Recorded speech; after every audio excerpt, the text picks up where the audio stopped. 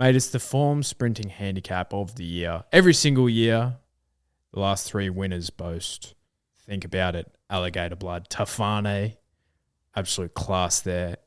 Are we going to have another class winner this year in the Stradbroke handicap? Look, it's one of those races where at the time it looks potentially a bit mid, but after the fact you're thinking, gee whiz, form lines galore. So who am I to doubt the class of the Stradbroke? Like you said, it's the best sprinting handicap we have in Australia. Easily.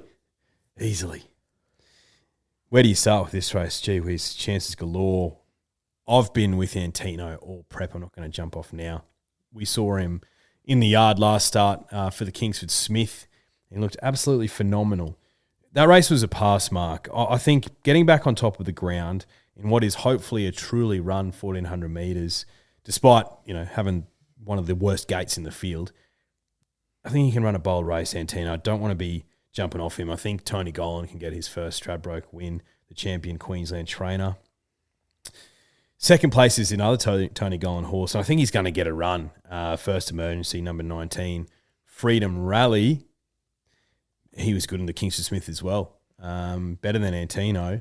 51.5 kilos. Tyler Schiller on. Draws a great gate. If he gets a run, he's going to be hard to hold out. He's $12 with the good people at Ned's as we speak. Now, my roughie of the race, number 14, Semana. Kieran Maher with this mare, what's she doing here?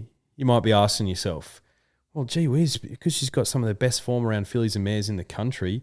Form around Zugotcha, form around Alentia, form around a Tissue, just to name a few. Doesn't run a bad race, this girl. 6 starts over 1,400 metres for 4 wins and 2 seconds. Bit of a freshen up. Again, drawn a terrible gate, but she'll run a bold race, Semana. She's $20 at the moment. And to round out the top 4 is my girl, Benedetta. She's never missed the top 4 in her career. Don't see that ending now. Goodwood winner, gate 6, 54 kegs. She'll poke her nose through at one point, you'd think. You'd hope so. All right. I've gone way left field here. $19 pop, the inevitable, the Tassie champ. 53 kilos, Froggy knew it on. So there's going to be droughts broken galore here if this thing can get up. But his first up run at Doomben there, behind Here to Shock, was sensational. He just got way too far back.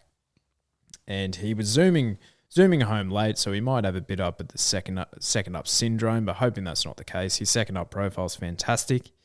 I think he's an out-and-out 1,400-metre horse that beats up at the mile of those dross horses in Tassie. So I think the inevitable will give you a really great sight. He ran third in the All-Star Mile one year as well. So the inevitable on top for me. Antino is my second selection. I think all the points that you outlined, kind of just putting a line through that second up performance and reverting back to that outstanding first up run. And if he wasn't pick of the yard, like I wish I win was. So he is absolutely glowing at the moment. Freedom Rally, as you outlined, he was one of the runs of the race in the Kingsford Smith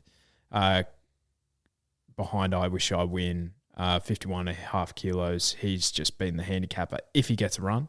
And then Roll On High. Would have been nice to know that Moods was setting this girl for this race when she absolutely brained him at Flemington. Would have been really nice to know that. 50 kilos, $16. First 4 galore. Let's get weird and exotic.